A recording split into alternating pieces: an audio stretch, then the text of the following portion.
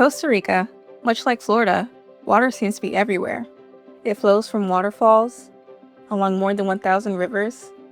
It hangs in the famed cloud forest, and of course, in the rain. Costa Rica has two distinct seasons, rainy and dry. These seasons have always been shaped by global weather phenomenon, including El Niño, which can bring drought, and La Niña, characterized by more rain. But in recent years, climate change has made the extremes more extreme. In 2023 and 2024, Costa Rica experienced one of the worst droughts in its history. Last year, the nation had to ration electricity when drought shrank the reservoirs that power their hydroelectric plants. Scientists expect average annual temperatures to continue to rise, impacting key sectors including water resources. Water supply is also under pressure from growth, including the crush of ecotourists who come to enjoy nature. Anti-gentrification activists in the nation are lobbying to penalize developers that appropriate water to the detriment of local communities. For one biologist, Luisa Moreno, who works at Costa Rica's Monteverde Institute, the key to a more sustainable water future is education.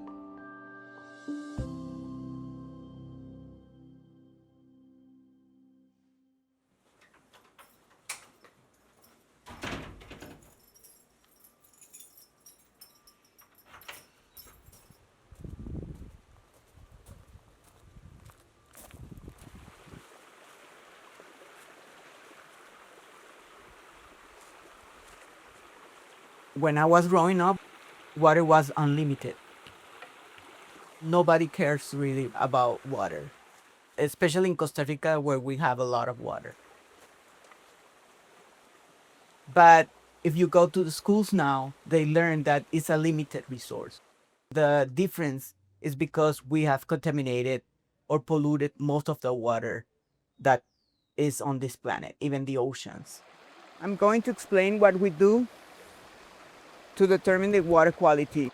The Adopt Stream program is part of the research program that we have here. With this program, we monitor the quality of the waters in some streams in the area of Monteverde. You see the running water here? So I'm gonna put the restrainer on the bottom and then move everything in front of it.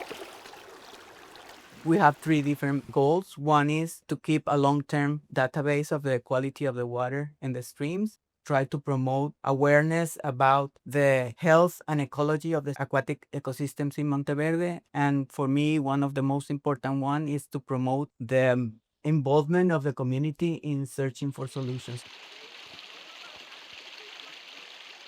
Last year, we visited around 11 different schools.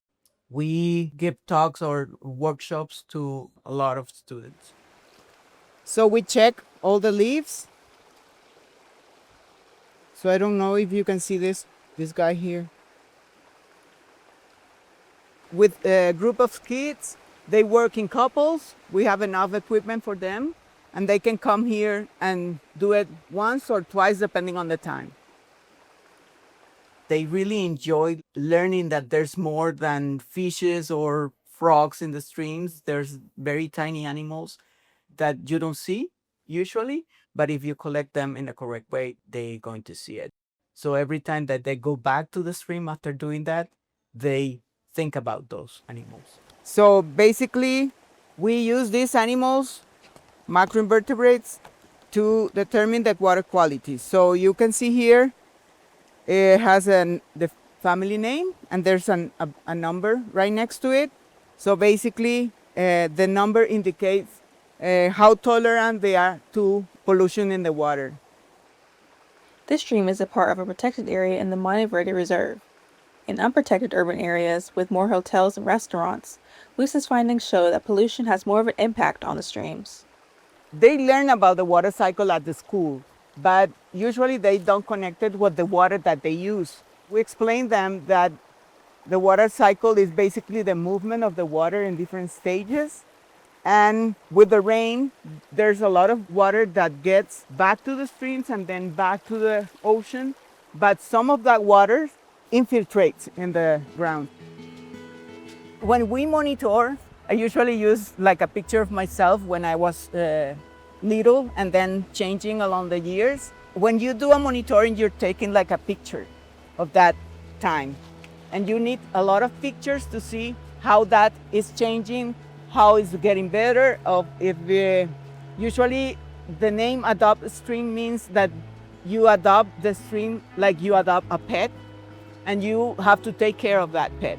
So if you see the pet like having some illness, then you take it to the veterinary. That's the idea with this. If you see some changes in the quality of the water, try to look for what is causing that change and then try to get a solution for that. We play like a game, like a stream on their floor, and they plan their houses and farms, and they have their houses with biogardens and collecting the residual waters and putting the trash in the correct place. But also they learn that it's a hotel that comes here and builds the big facility, and they don't treat the waters in the correct way. It's going to affect the whole community, not only their piece of the river. So they learn that they can go and try to talk as a community with that landowner and try to get things better for the whole community. So you see them collecting. After that, they painted some macroinvertebrates. But you can see they look very nice, so they really like them. And I told them, which one is your favorite? And that was the favorite. So only that for me is like, I feel good about this. So even though it's hard and it's getting harder for me to get in the streams, when I work with kids, I love it.